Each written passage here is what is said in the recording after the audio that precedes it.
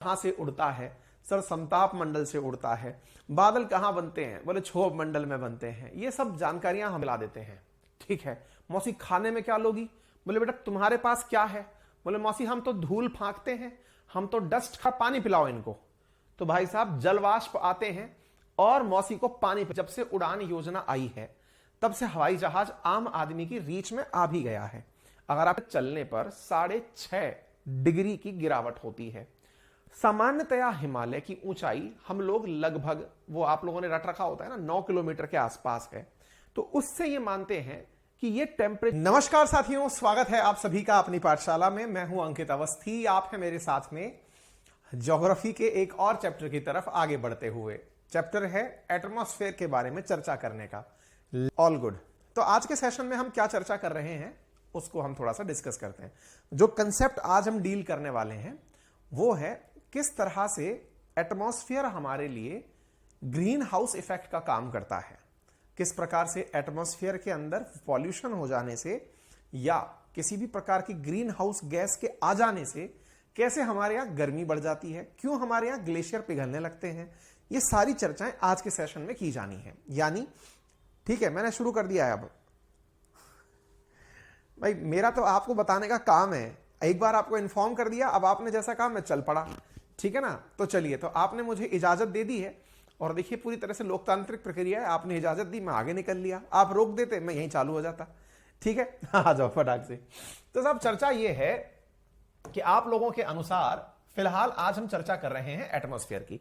हमने बहुत अच्छे से चीजें पढ़ने की कोशिश की है। देखो एक चीज समझो, आप अंत किसी चीज का नहीं है। यदि मैं आपको अर्थ पर ही ढूंढकर घुमाने लगूं ना, तो अर्थ इटसेल्फ इतना बड़ा चैप्टर है कि उसको महीने भर पढ़ लो। पीएचडी वाले तो पूरे साल साल भर उसी को पढ़ रहे होते हैं, है ना। हमें उतना पढ़ना है जो हमारे काम का है, एग्जाम पर्सपेक्टिव से इंपॉर्टेंट है। कोई भी टीचर ये कह दे कि मैंने पूरा चैप्टर कंप्लीट करा दिया, वो झूठ बोल रहा है, क्योंकि अल्टीमेटली ये संभव है नहीं, क्योंकि उसमें इतनी सारी चीजें हैं जो समय की सीमा के अंदर खत्म नहीं हो पाती। हाँ, मैं ये कह सकता हूं कि जो एनसीईआरटी के इंपॉर्टेंट चीजें हैं वो हमने कवर करा दी हैं। फाउंडेशन लेवल पर यूपीएससी तक में जो प्रीलिम्स के क्वेश्चन आते हैं वो भी एनसीईआरटी से ही आते हैं, इसलिए आप बेफिक्र होकर आगे पढ़ें। ठीक है, फिलहाल हम अर्थ तक तो देख लिए, अर्थ की गहराई भी देख लिए। अब अर्थ के ऊपर की तरफ की जानकारी ले लेते हैं। साथियों, अर्थ के ऊपर का जो एरिया है, बचपन से पढ़ते आ रहे हैं हम, एक सीमा तक अर्थ के ऊपर होता है क्षोभ मंडल, जिसको आप ट्रोपोस्फेयर कहते हैं।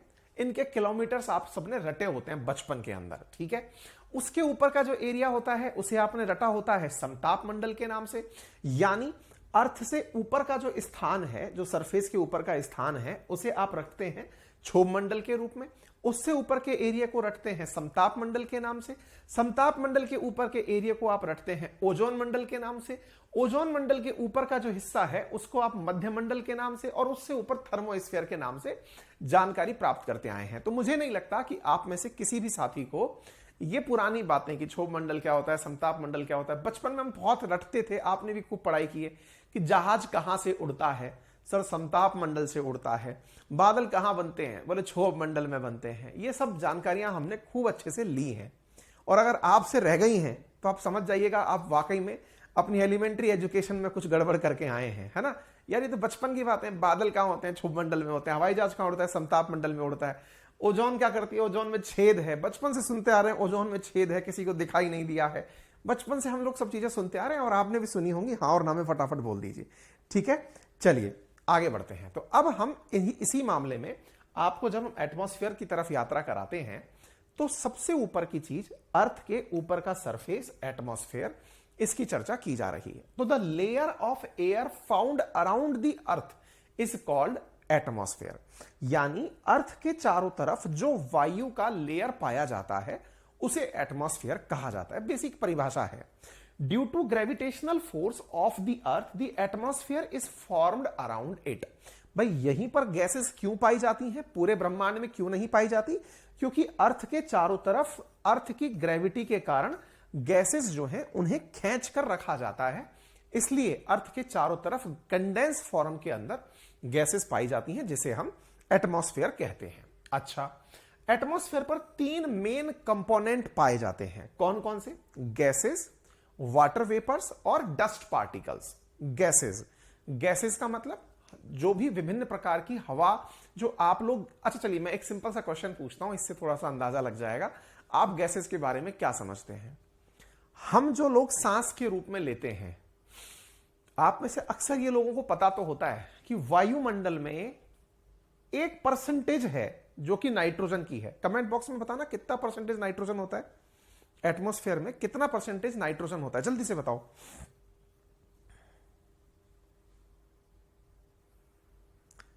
इंडियन कह रहे हैं सर वीडियो से हटने पर वीडियो रीस्टार्ट होता है, उसका सॉल्यूशन निकाल लीजिए सर। अदर एप्लीकेशन में ऐसा नहीं है। हाँ भाई टेक्निकल टीम आज जो लाइव बैठी हुई है कृपया करके देखें। 77263 जो बालक है उसने कमेंट किया है, उसकी कमेंट को रिजॉल्व कीजिए प्लीज। हां तो एक नंबर यहां पर आ रहा है, नंबर आ रहा है 70 से ऊपर का। मैक्सिमम बालकों ने लिखा है 78%। अब मेरा सवाल सिंपल सा है और आपको जवाब देना है यस और नो के अंदर। जवाब दीजिए, बताइए हम जो सांस लेते हैं इसमें नाइट्रोजन होती है कि नहीं होती है? हां जी, सवाल है हम जो सांस लेते हैं इसमें नाइट्रोजन होती है या नहीं? यस और नो में आंसर दो। 78% लोगों ने आंसर दे दिया। इससे कोई फर्क नहीं पड़ता, पेपर में ये नहीं पूछा जाएगा 78 77, वो लमसम उसको पता है 7 से ऊपर जो भी चीजें हैं। सवाल समझ में आ गया? ठीक है, बाकी आपका आंसर आए तब तक मैं बता दूं, वाटर वेपर और डस्ट पार्टिकल ये तीन चीजें एटमॉस्फेयर में होती हैं। ठीक है, गैसेस में नाइट्रोजन 78%, ऑक्सीजन 21%, आर्गन 0.9% और कार्बन डाइऑक्साइड 0.03%। ठीक है, ये आपके साथ में यहां पर गैसेस उपलब्ध होती हैं। हां जी, अब कमेंट बॉक्स पूरी तरह बटा हुआ है। मैंने जब सांस ली तो इसके अंदर नाइट्रोजन है या नहीं? जब हमने कहा एटमॉस्फेयर में 78% नाइट्रोजन है, बहुत बढ़िया। तो आप में से कुछ लोग डाउट में हैं तो उन्हें क्लियर कर लेना चाहिए। हम जो भी सांस लेते हैं उसमें नाइट्रोजन भी है। ठीक है, तो हमारे फेफड़ों में जाने वाली जो गैस है ना, उसमें ऑक्सीजन 21% ही जा रही है। जो हम भर के सांस ले रहे हैं उसमें ऑक्सीजन की मात्रा कम है। अब मैं आपको ना एक छोटी सी व्यवहारिक जानकारी इससे हटके बताता हूं। एक वेब सीरीज आई थी, पता नहीं आप में से कितने लोगों ने देखी है, नाम तो मेरा भी भूल गया हूं मैं, जो क्रिकेट के ऊपर थी, अमेजन प्राइम पे थी और आईपीएल के ऊपर थी। उसका नाम तो कुछ था, अगर आपने भी देखी हो तो बताइएगा। उसके अंदर ना एक हीरो है, विवेक ओबेरॉय नाम है उसका। वो गैस के रूप में ऑक्सीजन मास्क लगाकर कमरे में बैठकर ऑक्सीजन की शॉट ले रहा होता है। कुछ याद आ रहा है? मैं केवल इसलिए पूछ रहा हूं आप सबसे क्योंकि चीजें जब व्यवहारिक रूप से दिमाग में रहती हैं तो लंबे समय तक रहती हैं। अब मैं ये तो नहीं कह रहा सब लोगों ने ये वो देखी होगी।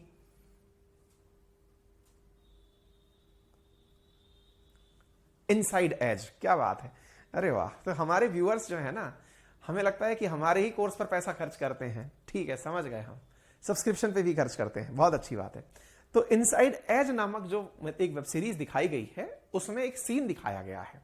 अब आप इस नाम पर आज मेरा सेशन छोड़ के इनसाइड एज देखने मत चले जाना, मैं केवल रेफरेंस दे रहा हूं, किसी ने देख लिया तो अच्छी बात है। उसमें एक व्यक्ति है जो रोल अदा कर रहा है विवेक ओबेरॉय का। विवेक ओबेरॉय है जो एक व्यक्ति का रोल प्ले कर रहा है। वो क्या करता है ना, अपने रूम में जाकर के सिलेंडर लगा के, मतलब ऑक्सीजन सिलेंडर लगा के, मास्क लगा करके ऑक्सीजन इनहेल कर रहा होता है। उसे देखकर ऐसा लगता है क्या संसार में ऑक्सीजन खत्म हो गई है या ये कोई थर्ड प्लेनेट पर आ गया है। ठीक है, वो क्या दिखाने की कोशिश कर रहा है कि वो प्योरेस्ट फॉर्म ऑफ ऑक्सीजन को इनहेल कर रहा है। दैट मीन्स, अब आप समझना, हम 5 बार जितनी सांस लेंगे, 1 2 20% हमारे नाक से होकर ऑक्सीजन अंदर जा रही है। वो एक बार की ऑक्सीजन 100% अगर ऑक्सीजन ले ले, सोचो 5 बार की ऑक्सीजन का काम हो गया। आप जितनी बार भी फेफड़े भर रहे हैं उन फेफड़ों में 78% नाइट्रोजन जा रही है और अगर 100% ऑक्सीजन चली जाए तो वो आपके लिए आपकी सांसें तो कम करती है और एज बढ़ाती है। कुछ समझ में आ रहा है? चीजें कुछ इस प्रकार से चल रही हैं। खैर, थोड़ा सा धरातल पर वापस आते हैं। कईयों के तो ऊपर से चला गया होगा, क्या फर्क पड़ रहा है सर, ऑक्सीजन ज्यादा लेके भी कितना जीना है। लेकिन अमीरों के शौक आजकल ऑक्सीजन डोज लेने के चल रहे हैं। आगे बढ़ते हैं। तो ऑक्सीजन हमारी एटमॉस्फेयर में 21% है। अब हम बात करते हैं कार्बन डाइऑक्साइड की। ये 0.03% है। मतलब इसके लिए ही वो हनी सिंह ने गाना गाया होगा, या बादशाह का है शायद वो, इत्तू सी तो हैरी है, आफत मचा रखी है। तो ये जो आफत मचा रखी हुई गैस है ना, इतनी सी है कि इसका पार्स मतलब पोर्शन भी फ्रैक्शंस में है, 0.03%। अब इतनी सी ऑक्सीजन की प्रेजेंस जो है, वो ऑक्सीजन कार्बन डाइऑक्साइड की जो प्रेजेंस है, उसने दुनिया में तहलका मचा रखा है। किस बात का तहलका मचा रखा है? कि यदि इसकी मात्रा बढ़ गई तो ना जाने कहर बरप जाएगा। तो दिमाग में लोगों के यह समझ नहीं आता कि यार ऐसा कार्बन डाइऑक्साइड में क्या है, इससे ज्यादा तो ऑर्गन है, इसकी तो कभी चर्चा नहीं हुई है। मात्रा के हिसाब से बात की जाए तो मात्रा तो इसकी ज्यादा है, जो भी करेगा वो ये ज्यादा करेगा, फिर भी इसकी आज तक चर्चा नहीं हुई। नाइट्रोजन की कभी चर्चा नहीं हुई कि इससे कुछ हो जाएगा। इतनी सी चीज ने क्या कर रखा है? तो यही चीज आपको समझनी है। ये जो चीज लिखी हुई है ना, असल में ये जिम्मेदार होती है ग्रीन हाउस इफेक्ट के लिए। किसके लिए? ग्रीन हाउस इफेक्ट के लिए। अब ध्यान से समझिएगा। अब ग्रीन हाउस इफेक्ट क्या होता है जिसकी वजह से सारी परेशानियां क्रिएट होती हैं, वो हम समझने वाले हैं। तो देखिए, हमने परसेंटेज के हिसाब से एक पाई चार्ट देखा, उसमें कार्बन डाइऑक्साइड जो कि बहुत कम है, यानी सब चीजें मिला दी जाए, carbon dioxide, organ, water vapour, तब जाकर 1% के आसपास मसला है। लेकिन इनमें जो कार्बन डाइऑक्साइड है, that is responsible for green house gases. अब ये ग्रीन हाउस गैसेस क्या है, ये मैं समझाने का प्रयास करता हूं। देखो, इसको समझने के लिए मैं कुछ चीजें ना आप लोगों को जब समझाता हूं, तो समझाने का उद्देश्य होता है कि आप उन्हें व्यवहारिक लाइफ से कनेक्ट करें। व्यवहारिक लाइफ से कनेक्ट करने का फायदा क्या होता है कि आप अपने घर के छोटे बच्चों को, अपने भाई बहनों को, अपने परिवारजनों को भी लॉजिकली वो चीज समझा सकते हैं। जैसे आप में से बहुत सारे लोग ऐसे होंगे जिनके घरों में या जिनके आसपास के क्षेत्रों में फसलें पैदा करने के लिए आजकल ग्रीन हाउस रूम्स बने हुए हैं। पता नहीं आपने देखे हैं कि नहीं, कुछ इस प्रकार से रूम्स बना दिए हुए हैं आजकल। मतलब देखिएगा, अगर आपको पता हो तो कुछ इस तरह से आजकल हट बनाई हुई हैं, जिनके नीचे जो है ना, मतलब यहां पर खेती हो रही है, नीचे यहां पर एग्रीकल्चर हो रही है, कैनोपीज लगी हुई हैं। पता नहीं देखी है कि नहीं देखी है आपने? देखिए, कुछ ऐसा देखा है आप लोगों ने? आपके आसपास के खेतों में पॉलीथीन्स लगे हुए कमरे देखे हैं? अगर देखे हैं, नहीं देखे तो कल्पना कर लीजिए। मैं दिखा तो सकता हूं, और दिखाने के लिए आपको चलो दिखा ही देता हूं। एक बार के लिए मैं क्यों आपको वो विजुअलाइज कराना चाह रहा हूं, ताकि उसके विजुअलाइजेशन से आप आज के कंसेप्ट में इस ग्रीन हाउस का मतलब समझ जाएं। मैं एक चीज दिखाता हूं आपको।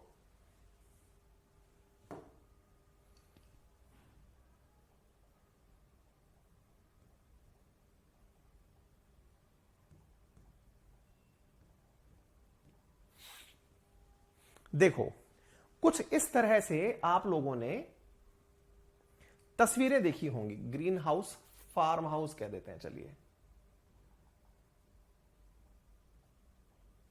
अब जिन्होंने देख ली अच्छी बात है, नहीं देखी तो वो इससे समझ जाएंगे। देखिए, आपके क्षेत्रों में कुछ इस प्रकार से अंदर का दृश्य है। ये इस अंदर के दृश्य को मैं अगर बाहर से दिखाऊं, ऐसे, ये तस्वीर मैं दिखाना चाह रहा था। अगर आप देख पाए तो इसे विजुअलाइज करें। ये कोई ग्रीन हाउस लगाने वाली कंपनी की तस्वीर है। अब निकल गई, इसको पीछे की तरफ से वापस लेना पड़ेगा।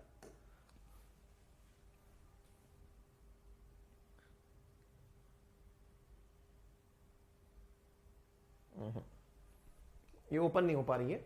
लेकिन आप कहने का कुल मिलाकर अर्थ समझ गए हो, तो मैं इस तस्वीर की बात कर रहा हूं। ठीक है, यह तस्वीर क्या दर्शाती है तो थोड़ा सा समझिएगा। यहां पर ये जो पॉलीथीन सी लगी है ना ऊपर की तरफ, इसका उद्देश्य क्या है? इसका उद्देश्य है कि जो सूरज की रोशनी इसके ऊपर पड़े, वो सूरज की रोशनी जब नीचे जाए तो इन कमरों के अंदर, यानी इन पॉली बैग्स के अंदर जो टेम्परेचर है वो इस प्रकार की फसलों के लिए नियत रखे। नियत रखे का मतलब क्या हुआ? वो टेम्परेचर आवश्यकता से अधिक ना हो। अब इसका क्या लॉजिक हुआ? अब आप इस फोटो को दिमाग में बिठा करके फसलों को एक बार देख लीजिएगा, दिमाग में विजुअलाइज कर लीजिएगा। अब मैं इसको वापस कंटेंट पर लेकर आता हूं, अब समझने का प्रयास करना। कहने का मेरा अर्थ यह है कि अगर आपने इस चीज को थोड़ा सा भी फील किया कि मैं कह क्या रहा हूं, तो मैं आपको थोड़ा सा व्यवहारिक रूप से याद दिलाऊं। अपनी फसलों में सर्दियों के समय पर पाला पड़ने की खबर सुनने में आती है। फसलों पर पाला पड़ गया साहब। पाला पड़ गया मतलब बहुत तेज ठंड पड़ी और जो पेड़ है ना वो बचा ही नहीं, ठंड नहीं झेल पाया, निमट गया।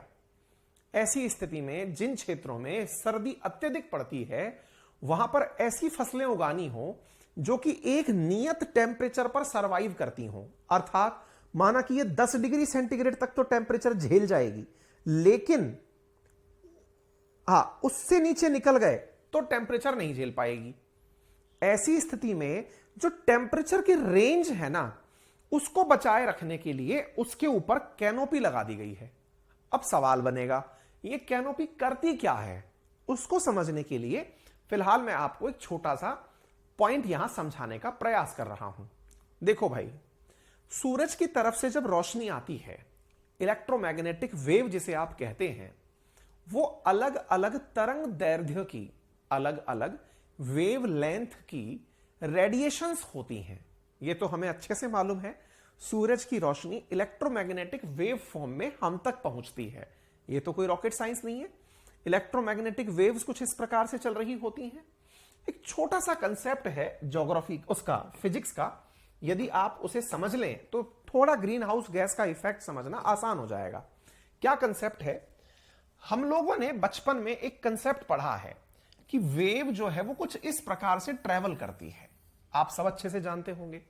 और वेव के बारे में यह भी जानते होंगे कि दो क्रमागत श्रृंग और दो क्रमागत गर्त के बीच की दूरी को लैम्बडा कहते हैं। यह सब भी आप लोगों ने अच्छे से सुना होगा। लैम्बडा बोले तो वेवलेंथ। हालांकि आप पूछेंगे कि सर इसका हमसे क्या लेना देना, सब समझाऊंगा। फिलहाल के लिए आप केवल इतना मान लीजिए कि आप लोगों ने लैम्बडा सुना हुआ होगा। लैम्बडा जिसको आप तरंग दैर्ध्य के नाम से या फिर वेवलेंथ के नाम से जानते हैं। लैम्बडा उल्टा वाई कुछ इस प्रकार से बनाया जाता है। देखा होगा। देखा है तो हां हां करते रहिएगा, कोई नहीं देखा है तो कोई बात नहीं। ठीक है। अच्छा, लैम्बडा दो क्रमागत श्रृंग, श्रृंग बोले तो शीर्ष, और दो क्रमागत गर्त बोले तो गड्ढे, इनके बीच की दूरी को कहते हैं। अच्छा, एक कंसेप्ट है E बराबर एच न्यू, और इसे इस प्रकार से भी लिखते हैं HC अपॉन लैम्बडा। अब आप पूछेंगे इसको क्यों पढ़ा रहे हो? छोटी सी फिजिक्स है, हल्की सी जान लीजिए। E स्टैंड्स फॉर एनर्जी, यानी ऊर्जा व्युत्क्रमानुपाती होती है लैम्बडा के, यानी इनवर्सली प्रोपोर्शनल होती है लैम्बडा के। कहना क्या चाहते हो? कहना यह चाहते हैं कि लैम्बडा जितना ज्यादा होगा, लैम्बडा जितना ज्यादा होगा, एनर्जी उतनी ही कम होगी। उल्टा कह दीजिए, लैम्बडा जितना कम होगा, एनर्जी उतनी ही ज्यादा होगी। अब यह बात समझाई है मैंने आपको, हो सकता है आपके समझ में आ जाए, ना भी आए परेशान मत होना। क्यों नहीं हो सर, हमको इतना बड़ा कंसेप्ट नहीं पता तो हमारे तो परेशानी आएंगी ही। केवल इतना सा समझ लो कि जितनी छोटी वेवलेंथ होगी वो अपने अंदर उतनी ही ज्यादा एनर्जी लेकर आएगी, और जितनी ज्यादा वेवलेंथ होगी तो वो अपने अंदर उतनी ही कम एनर्जी रखेगी। बस ये दिमाग में बिठा लो।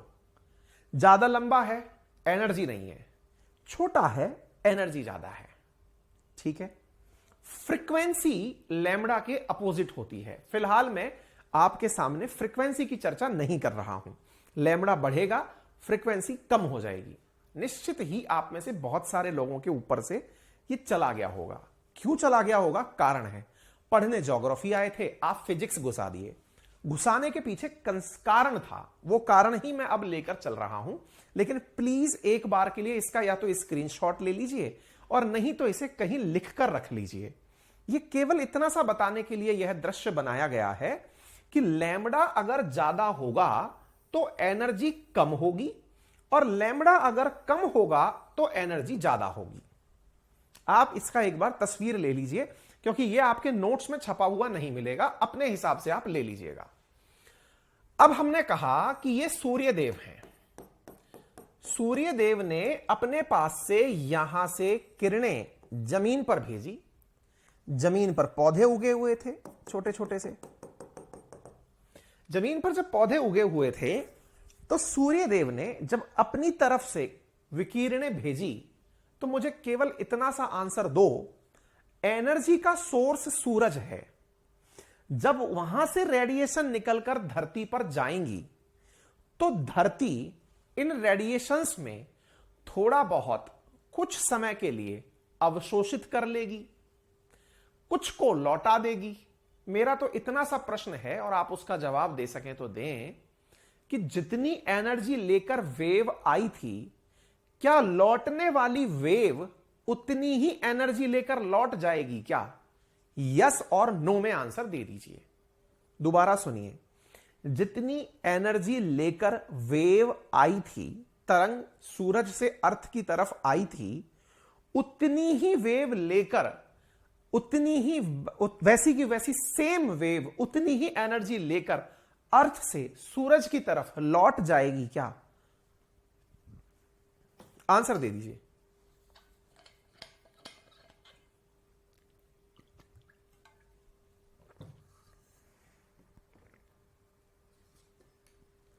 मतलब ये तो बहुत वेरी मच लॉजिकल है ना कि सर प्रैक्टिकली पॉसिबल ही नहीं है। क्यों नहीं है? क्योंकि सर यहां पे बहुत सारे व्यवधान हैं। एटमॉस्फेयर से जब वो नीचे आ रही होगी, रास्ते में वाटर वेपर मिला होगा, रास्ते में वो मिले होंगे, डस्ट पार्टिकल्स मिले होंगे, उन्होंने उसे स्कैटर कर दिया होगा, वाटर वेपर ने थोड़ा सा एनर्जी अवशोषित कर ली होगी, अर्थ की सरफेस भी हल्की गर्म हुई है, तो जो आई है उससे उसने अपने अंदर गर्मी भर ली होगी, जो बचा है उसको लौटा रही होगी। मेरे प्यारे साथियों, अर्थ का हीट बजट पढ़ाऊंगा मैं इससे आगे, यानी अगले दिन जब पढ़ेंगे ना हम इस चैप्टर को, तब हीट बजट पढ़ाऊंगा आपको।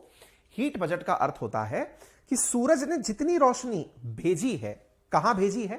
पृथ्वी पर, उसके कंपैरिजन में वो कितना एनर्जी वापस अपने अंदर कंज्यूम करता, वापस ले जाता है, या कितनी एनर्जी उसके पास रिटर्न हो जाती है, इसे हीट बजट के रूप में जाना जाता है।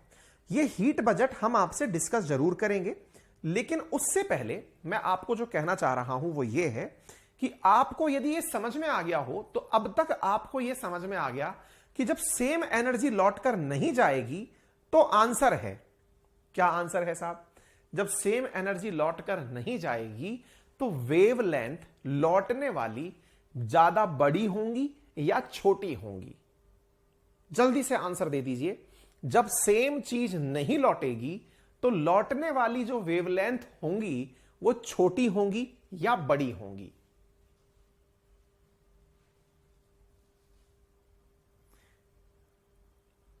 हां, स्क्रीनशॉट नहीं ले सकते तो कुमारी रानी बना लीजिए इस चीज को।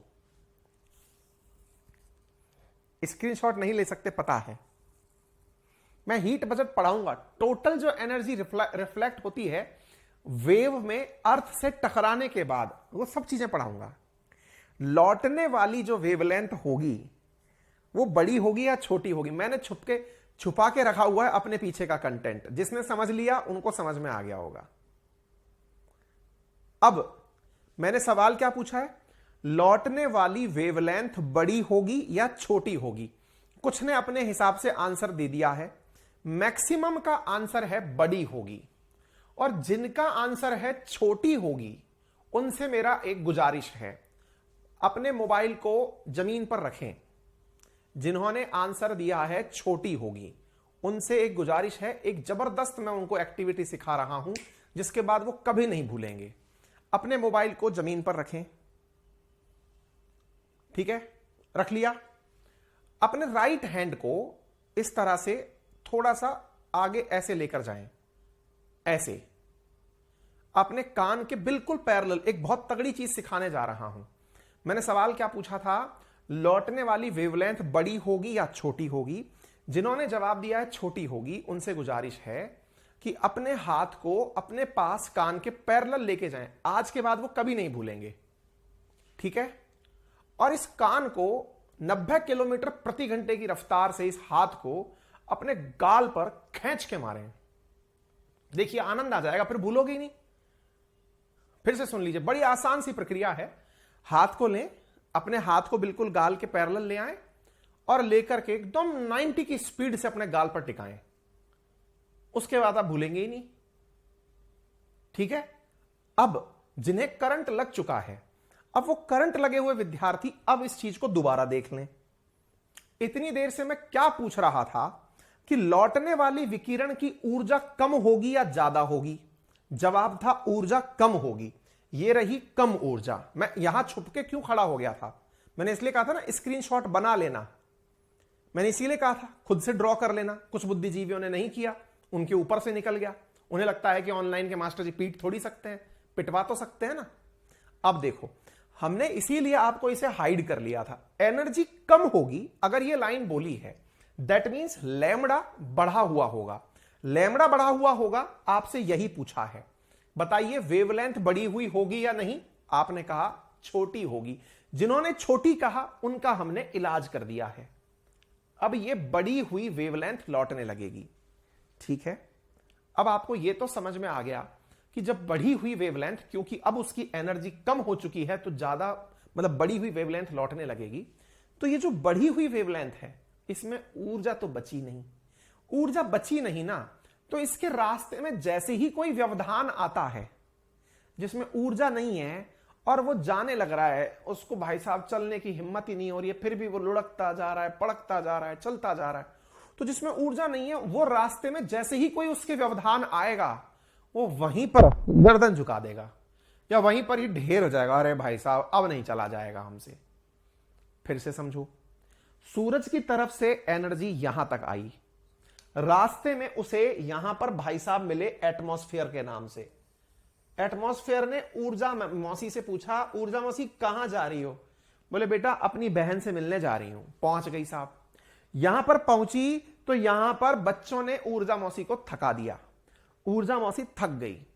ऊर्जा मौसी थकी हुई हालत में जब लौटने लगी तो फिर एटमॉस्फेयर मिला। मौसी कहां जा रही हो? बोले बेटा थक गई। अरे तो मौसी घर जाके रह लेती, क्या फर्क पड़ रहा है, कहां जाओगी? बोले नहीं मेरे को वापस भी तो जाना है, क्योंकि अपना घर तो मेरा सूरज के पास है, मैं तो वहां से आई हूं। बोले नहीं मौसी आप रुको ना यहीं पे, कहां जा रही हो, अब तो थक गई। बस एटमॉस्फेयर ने जैसे ही कंधा दिया मौसी को, एटमॉस्फेयर की बात से मौसी पिघल गई। मौसी ने कहा ठीक है अगर तू ऐसा कह रहा है तो ले मैं यहीं रह जाती हूं। मौसी नीचे मत चली जाना। तो बोले क्यों? बोले वहां से तो चली आई आप, वहां से तो विदा हो गई। तो बोले फिर क्या करूं? बोले चिंता मत करो, अपने पास बहुत सारे लोग हैं आपको रखने के लिए। बोले जैसे? तो तुरंत एटमॉस्फेयर ने वाटर वेपर से कहा ए जलवाष्प इधर आओ। बोले हां। मौसी आई है, थोड़ा पानी पिलाओ इनको। तो भाई साहब जलवाष्प आते हैं और मौसी को पानी पिला देते हैं। ठीक है, मौसी खाने में क्या लोगी? बोले बेटा तुम्हारे पास क्या है? बोले मौसी हम तो धूल फांकते हैं, हम तो डस्ट खाने वाले लोग बाग हैं, हमारे पास तो क्या है? बोले बेटा जैसा भी रूखा सूखा तेरे पास है वो मेरे को दे दे। बोले ठीक है, लो मौसी मेरे पास डस्ट है, आप भी धूल फांक ही लो। यहां पर मौसी जो ऊर्जा मौसी है उन्होंने डस्ट फांक ली। अब वो ऊर्जा मौसी यहां पर डस्ट और जलवाष्प लेकर के रुक गई, क्योंकि एटमॉस्फेयर नामक भतीजे ने यहां रोक लिया। अब भाई साहब जब रोक लिया, मौसी यही है, मौसी यही है, तो भाई साहब इस बात से जब अर्थ नामक मम्मी को पता चला कि हां भाई ऊर्जा तो वापस लौटी नहीं, तो बोले क्या हुआ? बोले वो तो एकदम मामला गर्म आकर के रखी हुई है, गर्म करके रखी हुई है। बोले क्यों? क्योंकि वो तो लौट नहीं पाई, वो गुस्सा हो रही है, घर नहीं जा पाई, थक गई थी, इरिटेट हो रही है। तो बोले इस वजह से इस क्षेत्र में गर्मी रहने लग गई। किस क्षेत्र में? एटमॉस्फेयर में। तो जो एटमॉस्फेयर में जो गर्मी है ना, उसके पीछे का बड़ा कारण क्या है कि जो एटमॉस्फेयर है, ये ऊर्जा मौसी को आने तो बहुत इज्जत से दिया था, लेकिन जाने की बात जब हुई ना, तो मौसी से कहा, मौसी कहां जाओगी, रहने दो ना, थक जाओगी, इतनी दूर तक कहां जाओगी? और मौसी रुक गई। और जो मौसी का रुकने का क्रम हुआ, इस स्थिति में वो डस्ट फाक के, यानी डस्ट के साथ, जलवाष्प के साथ, विकिरणों के प्रकार में इसी क्षेत्र में रह गई। और जो ये गर्मी बनी ना इस घर में कौन से घर में? अर्थ से और एटमॉस्फेयर के बीच में जो ये गर्मी बनी, इसी को हम गर्म घर कहते हैं, और इसी प्रभाव को हम ग्रीन हाउस इफेक्ट कहते हैं। ग्रीन हाउस इफेक्ट क्या है?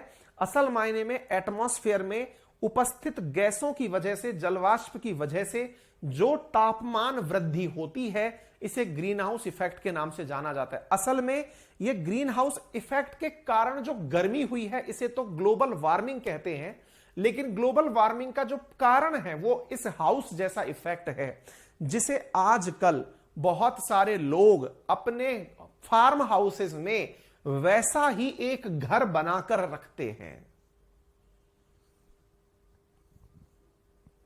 बेटा कोई बात नहीं कि स्क्रीनशॉट नहीं हो पा रहा है, आप अपने हाथ से बना लो।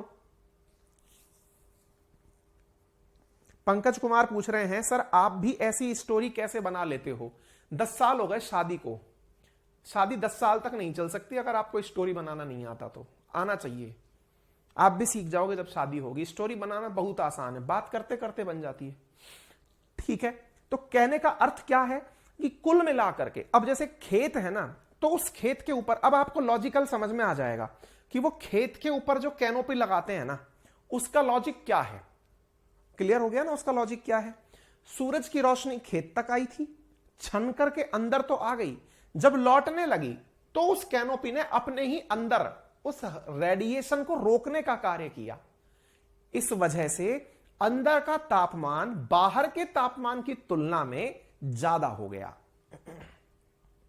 समझ में आ गया? इसकी वजह से अंदर का तापमान बाहर की तुलना में ज्यादा हो गया। इसे ही आप ग्रीन हाउस इफेक्ट कहते हैं। फिर आप कहेंगे, सवाल तो आप शुरू किए थे कार्बन डाइऑक्साइड से, कार्बन डाइऑक्साइड की क्या कहानी है? मैंने कहा इस कहानी में जो ये एटमॉस्फेयर रूपी प्राणी है, इसमें ये जो मौसी को ललकारने वाला काम करता है, ये काम CO2 ही करता है कि मौसी रुक जाओ, कहां जा रही हो। यानी CO2 नहीं होगा तो ऐसी स्थिति में मौसी रुकेंगे ही नहीं। अरे नहीं नहीं सर, क्या बात कर रहे हो? मौसी पानी देख करके भी तो रुक सकती है, पानी की प्यास भी तो लग सकती है। तो बोले हाँ, तो ये भी याद रख लो कि मौसी को CO2 के साथ साथ यदि H2O भी मिल गया तो भी रुक जाएंगी।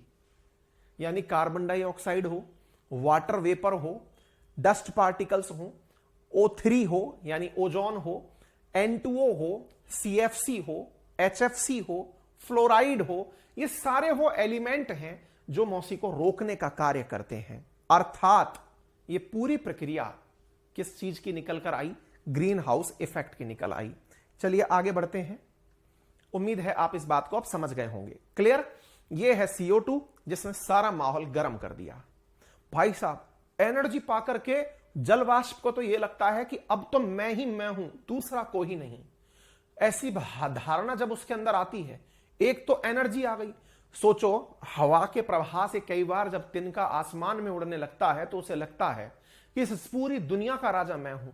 ऐसे में उसके दिन अच्छे हो जाएं। कैसे? उसे पानी मिल जाए और उसमें ऊर्जा भर जाए तो उसे लगता है आहा हा, मेरे जैसा तो कोई है ही नहीं, मैं अर्थ के ऊपर हूं, मैं अर्थ पर अनर्थ कर सकता हूं, सूरज को नीचे जाने से रोक सकता हूं। इसी को तो आप बादल बनना कहते हैं। बादल असल में है क्या? जलवाष्प डस्ट पार्टिकल के चारों तरफ लिपटी हुई है। यही तो जलवाष्प और डस्ट का ही तो निर्माण बादल है, और क्या है। और जब ये बादल रूपी संरचना है, ऊर्जा इसके अंदर प्रवाहित है, तो ये फिर भाई साहब आयनित हो जाती है। आयनाइजेशन जब इसका हो जाता है तो ये बादल बिजली बन के कड़कने लगते हैं कि यार भाई साहब, बादल मतलब तिनके की औकात देखो आप। पानी का साथ मिला, थोड़ी ऊर्जा क्या मिली, अब तो तड़क भी रहा है, कड़क भी रहा है, भड़क भी रहा है, लोगों को निपटा दे रहा है भाई साहब। समय समय की बात है।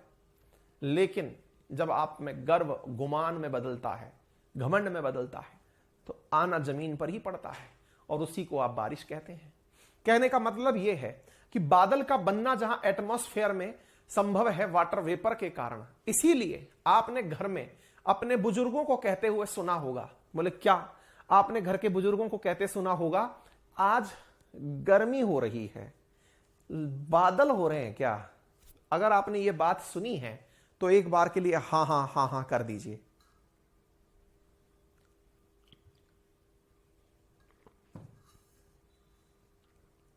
क्या आपने कभी अपने घर के बुजुर्गों को यह कहते हुए सुना है कि आज थोड़ी गर्मी हो रही है, देखना कहीं बादल तो नहीं हो रहे।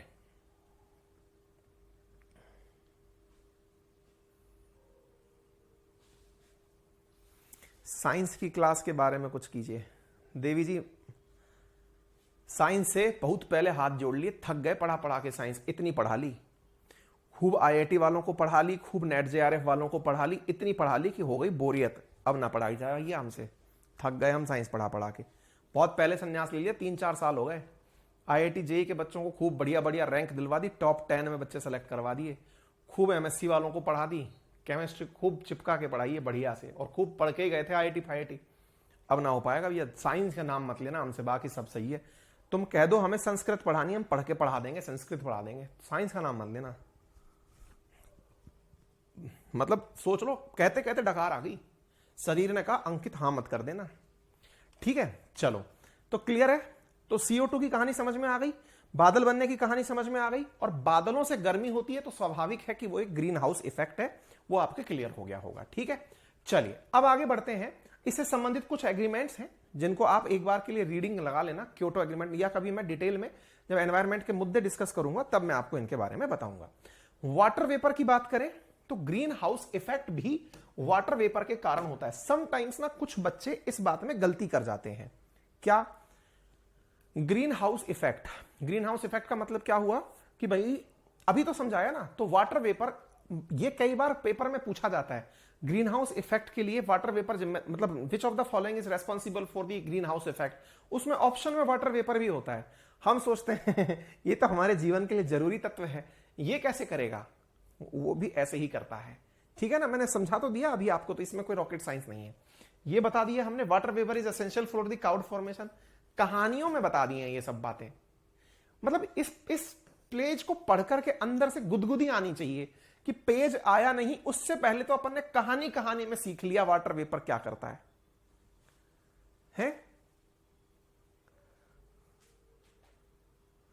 क्लियर? ठीक है। अब dust particle. Dust particles are found more in the lowest layer of atmosphere, earth के नजदीक, क्योंकि तिनके में इतनी ही जान होती है, वो सरफेस से जितना ऊपर उठ सकता है बस उतना ही उठ पाता है। Dust particle scatter solar radiation. अपने रमन अंकल थे ना, डॉक्टर रमन साहब, जिन्हें जब नोबेल पुरस्कार मिला, तो उस दिन अपन कौन सा दिन मनाते हैं जरा बताइए। नीतू कह रही हैं सर थोड़ा साउंड बढ़ा लीजिए। नीतू, अगर कान में ये वाली उंगली जा सके यूं करिए, यूं कर लीजिए, नहीं तो अपने जो कान में ढेपी लगा रखी है ना, उसमें मैला आ रखा होगा, उसको यूं करके हटा लो, बाकी मस्त चल रहा है। ठीक है, अच्छा तो अब क्या है, सोलर रेडिएशंस स्कैटरिंग करती हैं, स्कैटरिंग से आसमान नीला, तो डस्ट पार्टिकल है, डस्ट पार्टिकल पर रेडिएशन है, स्कैटरिंग कर रही है, प्रकीर्णन कर रही है, आसमान हमें नीला दिखाई दे रहा है। प्रभाव का नाम टिंडल इफेक्ट। ठीक है, साइंस डे मनाया जाता है। ठीक है साहब, चलिए, तो because of this colour are visible from the sky, तो हमें आसमान नीला क्यों दिखाई देता है? क्योंकि जो डस्ट पार्टिकल्स हैं, उन पार्टिकल्स पर जब सूरज की रोशनी पड़ती है तो वो विकिरणित हो जाती हैं और उससे नीला रंग दिखाई देना लगता है, तभी तो आसमान अंधेरे में काला दिखाई देता है। क्यों? क्योंकि सोलर रेडिएशंस हैं ही नहीं, तो रेडिएशन स्कैटरिंग की वजह से नीला दिखाई देती हैं। ठीक है, condensation takes place around the dust particle in the atmosphere. भाई हवा उसी डस्ट पार्टिकल की, यही तो कहानी मैंने पढ़ के सुनाई थी, तो क्लाउड फॉर्मेशन और रेनफॉल कैसे होता है ये मैं आपको सिखा चुका हूं। डन, वो जो पहले वाली स्लाइड थी उसी में सारी बातें बता दी। अब हम बात करते हैं अर्थ से ऊपर की तरफ, हवाई जहाज की बात करते हैं। कभी अगर आप हवाई जहाज में बैठे, आजकल तो उड़े देश का आम नागरिक, जब से उड़ान योजना आई है तब से हवाई जहाज आम आदमी की रीच में आ भी गया है। अगर आप चाह लें कि मुझे हवाई जहाज में बैठना है तो ये कोई बहुत बड़ा टास्क नहीं रह गया है। 1500 रुपए के अंदर कोई ना कोई टिकट इंडिया में किसी एक शहर से दूसरे शहर जाने का मिल जाता है। विद टैक्सेशन 2000 रुपए में आप आराम से यात्रा करके आ सकते हैं। यानी अब ये अवश्य मतलब ऐसी स्थिति नहीं होगी 15,000 का टिकट है कि 20,000 का टिकट है। नॉमिनल टिकट 2-2.5 हजार में मिल जाते हैं। बाकी डिस्टेंस के आधार पर अगर समय रहते हुए आप टिकट बुक कराएं इजीली अवेलेबल हो जाते हैं। तो सर आप उड़ाने की बात कर रहे हैं हमें? अरे नहीं भाई, हम तो थोड़ी ज्योग्राफी समझाने की बात कर रहे हैं। और इसी को समझाते हुए मैंने एक बार अंकित इंस्पायर इंडिया पर भी एक व्लॉग डाला था जिसमें बताया था कि हम लोग ना हवाई जहाज में जा रहे थे तो बादलों के ऊपर हवाई जहाज चल रहा था। उस दिन हमें याद आया, हमने ज्योग्राफी को पढ़ा भी है और समझा भी है। समझ में आया कि जो हवाई जहाज है वो क्षोभ मंडल से यानी ट्रोपोस्फीयर से ऊपर उड़ता है। इस वजह से उसके रास्ते में कभी भी कोई व्यवधान नहीं आता। नीचे खूब आंधी तूफान झक्कड़ नागड़ कुछ भी आ रहा हो, हवाई जहाज मस्त उड़ रहा होता है।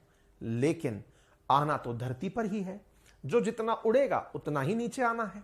अब ऐसी स्थिति में जब वो नीचे आने लगता है और भाई साहब रास्ते में होते हैं बादल, तो ऐसी स्थिति में जब जहाज बादलों को क्रॉस कर रहा होता है तो कई बार बादल अपने अंदर उस हवाई जहाज को उलझा लेते हैं और उसके अंदर उलझने से हवाई जहाज हिलने लगता है। इस घटना को टर्ब्यूलेंस कहते हैं। हवाई जहाज के अंदर पायलट आपको अनाउंस करता है मौसम खराब है, कृपया सीट की पेटी बांध लें, हवाई जहाज टर्ब्यूलेंस के अंदर से गुजर रहा है। ऐसी स्थिति को आप क्षोभ मंडल में फील करते हैं। यह कहानी आपने क्यों बताई? केवल यह बताने के लिए कि हवाई जहाज जब उड़ते हैं तो समताप मंडल यानी स्ट्रेटोस्फीयर में उड़ते हैं, लेकिन जब अर्थ पर आना होता है तो पुनः क्षोभ मंडल में आते हैं। रास्ते में बादलों से टकराते हैं और बादलों में टकरा करके ही उन्हें टर्ब्यूलेंस का एहसास होता है। ठीक है, चलें। तो हमने अब यहां पर बात ही बातों में ये चीजें सीख ली। कुछ दिनों पहले आपको याद है हमने आपको बताया था, कुछ दिनों पहले चीन वालों ने हाल ही में एक जासूसी बलून उड़ाया था। अगर याद हो तो बताइए वो कितनी फीट की ऊंचाई पर उड़ रहा था? ठीक है, पेपर में आएगा नहीं, लेकिन फिर भी जानकारी के हिसाब से जो चीन के द्वारा जासूसी बलून अमेरिका पर उड़ाया गया था वो हवाई जहाज से भी ऊंची ऊंचाई पर उड़ रहा था। जितने फीट की ऊंचाई पर हवाई जहाज उड़ते हैं उससे भी ऊपर उड़ रहा था। इसीलिए ये फोटो इस तरह से बनाई गई है कि स्ट्रेटोस्फीयर के आसपास के क्षेत्रों में बलून्स उड़ाने हो, हवाई जहाज उड़ाने हो, इसके लिए ये चीज बनाई जाती है। ठीक है, चलिए। तो अब हम अगर ट्रोपोस्फीयर की बात करें यानी क्षोभ मंडल की बात करें, जो हमारे सबसे निकटतम है, जिसमें बात ही बातों में यह समझ में आ गया है कि बादल पाए जाते हैं, जिसके बारे में बात ही बातों में यह समझ में आ गया है कि आंधी तूफान उसी क्षेत्र में चलते हैं, आसमान नीला क्षोभ मंडल के कारण ही दिख रहा होता है, इसी के अंदर सारे कारनामे हो रहे होते हैं। लेकिन एक इंटरेस्टिंग बात बताता हूं मैं आपको, क्षोभ मंडल में जैसे जैसे आप ऊंचाई पर चलते जाते हैं तापमान नीचे आता चला जाता है। आपको जानकर आश्चर्य होगा 1 किलोमीटर हाइट पर जाने से 6.5 डिग्री सेंटीग्रेड तापमान नीचे आ जाता है। समझ रहे हैं आप? According to this rate, temperature decreases by 6.5 degrees Celsius on increasing height of 1 kilometer. At 165 meter height, temperature is less than 1 degree centigrade. कहने का मतलब यह है कि आप धीरे धीरे जैसे ऊपर चल रहे होते हैं तो तापमान के अंदर कमी आने लगती है और इस कमी को आप यहां पर महसूस कर सकते हैं। एक चार्ट है जिसको हम आपको अर्थ एटमॉस्फेयर के आधार पर समझाने का प्रयास कर रहे हैं। जरा ध्यान से समझिएगा। हम जब आसमान की तरफ उड़ाई भरते हैं, ऊंचाई पर चलते हैं, तो तापमान में कमी आने लगती है। तापमान में कमी आपको परिणाम स्वरूप ऐसे में समझ में आनी चाहिए कि हम लोग जब हिमालय की ऊंचाइयों पर चलते हैं तो हिमालय के टॉप पर बर्फ का मिलना असल में इसी प्रभाव के कारण होता है। ऊंचाई के साथ साथ टेम्परेचर में गिरावट आने लगती है और ये जो टेम्परेचर में गिरावट है ये 1 किलोमीटर चलने पर 6.5 डिग्री की गिरावट होती है। सामान्यतया हिमालय की ऊंचाई हम लोग लगभग, वो आप लोगों ने रट रखा होता है ना, 9 किलोमीटर के आसपास है, तो उससे ये मानते हैं कि ये टेम्परेचर -15 से ऊपर ही निकल जाता होगा। यानी औसत तापमान से काफी कम तापमान माइनस में हिमालय की चोटी पर होता होगा। सियाचिन ग्लेशियर को इसीलिए आप -20 -30 के टेम्परेचर पर काउंट करते हैं। ठीक है, तो ये जो तापमान में गिरावट है ये क्षोभमंडल तक तो आती है, उसके बाद स्ट्रेटोस्फेयर में कुछ समय तक टेम्परेचर एक समान रहता है, फिर टेम्परेचर में पुनः वृद्धि होने लगती है। पुनः वृद्धि होना और एक समय जाकर के टेम्परेचर में वृद्धि की रुकावट आना स्ट्रेटोपॉज कहलाता है। इसी पॉज के साथ मैं भी अपने सेशन में पॉज ले रहा हूं। क्यों ले रहा हूं? क्योंकि थोड़ा सा इस बारे में आप जान लीजिए। क्या ट्रोपोस्फेयर के अंदर टेम्परेचर कम हुआ, यह समझ में आता है। कम क्यों हो रहा है? क्योंकि जब जब ऊंचाई पर आप जा रहे हैं, अर्थ जो कि सूरज की रोशनी से गर्म हुई थी, वहां से सूरज की रोशनी से वो गर्म हुई थी, ऊंचाई पर चल रहे हैं तो गर्मी अर्थ से कम होती जा रही है। ऐसी स्थिति में चूंकि ग्रेविटेशनल फोर्सेस के कारण अर्थ सरफेस पर फोर्सेस या मतलब प्रेशर गैसेस का ज्यादा है, इसलिए वो प्रेशर जो गर्मी का है वो भी अर्थ की सरफेस पर ज्यादा है। जब आप ऊपर उठ रहे हैं तो हवा विरल हो रही है, लाइट हो रही है। लाइट एयर जब है तो टेम्परेचर में वो इतनी इंटेंसिटी नहीं बचती और टेम्परेचर धीरे धीरे कम होने लगता है। टेम्परेचर में कमी एक समय तक होती है, फिर उसके बाद टेम्परेचर बढ़ना शुरू होता है। इसके पीछे का कारण क्या है? ऑक्सीजन मिलकर ओजोन बना लेती है और वो ओजोन अपने अंदर इसी वेव के यानी अल्ट्रावायलेट विकिरण जो सूरज की तरफ से आ रही हैं उससे एनर्जी पाकर गर्म होती हैं। तो जो ओजोन का निर्माण है वो टेम्परेचर की अभिक्रिया है, ऑक्सीजन को मिलाने की, जिससे टेम्परेचर लगभग एक सामान्य स्थिति तक बना रहता है। ओजोन में यूवी का जो काम है वो असल में टेम्परेचर को मेंटेन करना ही है। खैर, इस बारे में कल एक बार फिर से चर्चा शुरू करेंगे। फिलहाल के लिए इतना ही। बताइए। थैंक यू सो मच, बहुत सारा प्यार आप सभी को। Rahul thank you so much, love you love you love you, सभी को प्यार बहुत सारा। ठीक है, चलिए, all the very best, thank you so much, अपना ख्याल रखें, शुभ रात्रि।